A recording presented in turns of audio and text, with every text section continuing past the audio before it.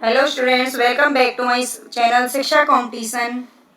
और यहाँ पे हमारा जो आज का ये टॉपिक है, सामान्य ज्ञान के टॉप 10 प्रश्न हम यहाँ पर लेकर आए हैं, जो सभी परीक्षाओं के लिए बहुत ही इम्पोर्टेंट है और बहुत बार पूछे भी जा चुके हैं। तो सामान्य ज्ञान के प्रश्न देखने के लिए या फिर हिंदी साहित्य अगर आप पढ़ते हैं, हिंदी पढ़ने के लिए, यूजीसी नेट की तैयारी के लिए, कोई भी टीचिंग एग्ज़ाम या फिर आप किसी भी एग्ज़ाम की तैयारी कर रहे हैं, तो प्लीज़ चैनल को सब्सक्राइब जरूर कर लें और चैनल को ज़्यादा से ज़्यादा शेयर करें, अपना प्यार दें, सपोर्ट बनाए रखें। चलते हैं हम अपने क्वेश्चंस की तरफ। फर्स्ट जो क्वेश्चन है हमारा यहाँ पर, भारत देश की खोज किसने की थी? तो भारत देश की खोज किसने की थी? देखो, भारत देश तो पहले से ही था, ऐसा तो है नहीं कि भारत देश को इन्होंने मतलब खोजा है कहीं से, लेकिन जो बाहर से आने वाला जो यात्री था वो हमारे देश में कब प्रवेश हुआ? तो ये था वास्को डी गामा। कौन था? वास्को डी गामा, इन्हीं का नाम आता है। और ये 1498 में भारत देश में आया था, समुद्री रास्ते से।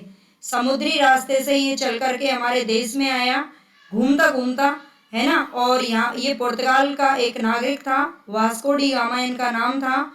और ये कालीकट जो बंदरगाह है उस पर आकर के इसने अपना कदम रखा था सबसे पहला। ठीक है, तो ये बात ध्यान रखेंगे। 1498 में ये यहाँ पर आए थे। सूर्य से सबसे अधिक दूरी पर कौन सा ग्रह स्थित है? आप जानते हैं, जब हम सौरमंडल पढ़ते हैं तो उसमें ग्रहों की दूरी के आधार पर हमें क्वेश्चन पूछे जाते हैं। तो सबसे ज़्यादा दूरी पर कौन सा ग्रह स्थित है? तो ये वरुण ग्रह है। सबसे नज़दीक वाला कौन सा है? तो ये बुध ग्रह होता है। ठीक है, तो ये आपको क्रम पता होना चाहिए। नेक्स्ट देखते हैं यहाँ पर, किस देश को सुरा और सुंदरियों का देश कहा जाता है? जी के क्वेश्चन है, सुरा और सुंदरियों का देश किस देश को कहा जाता है? तो ये फ्रांस को कहा जाता है। यूरोप का गर्म कंबल के उपनाम से किसे जाना जाता है? यूरोप का गर्म कंबल किसे कहा जाता है? गल्फ स्ट्रीम जलधारा। ये एक गर्म जलधारा है जिसका नाम है गल्फ स्ट्रीम, और ये यूरोप का गर्म कंबल के नाम से क्या है? प्रसिद्ध है। किस महाद्वीप को श्वेत महाद्वीप के नाम से भी जाना जाता है? तो कौन सा महाद्वीप है?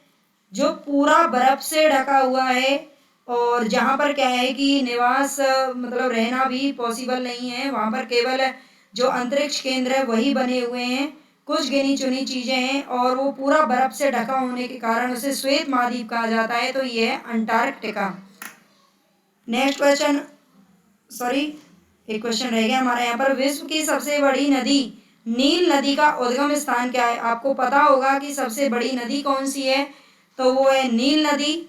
लेकिन नील नदी का उद्गम स्थान क्या है? क्वेश्चन हमारा ये है यहाँ पर, कहाँ से निकलती है नील नदी? तो ये विक्टोरिया झील से निकलती है। कहाँ से?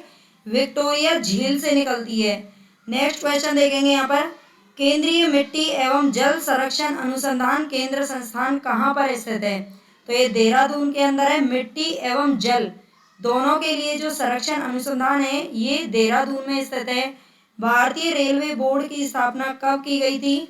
तो भारतीय रेलवे बोर्ड की स्थापना उसी समय की गई थी, लॉर्ड कर्जन के समय, जिस टाइम बंगाल का 2 भागों में विभाजन हुआ था। तो ये मार्च 1905 में भारतीय रेलवे बोर्ड की स्थापना की गई थी। नेक्स्ट क्वेश्चन यहाँ पर देखेंगे, 7 टापुओं का नगर किसे कहा जाता है? तो ये मुंबई शहर को कहा जाता है। हमारा जो मुंबई शहर है उसे 7 टापुओं का नगर कहा जाता है। भारत का टॉलीवुड किसे कहा जाता है? आपने बहुत अच्छे से अब तक सुना होगा बॉलीवुड, हॉलीवुड, है ना, लेकिन भारत का टॉलीवुड किसे कहते हैं? तो ये कोलकाता का जो मतलब फिल्म जगत है उसको टॉलीवुड के नाम से जाना जाता है।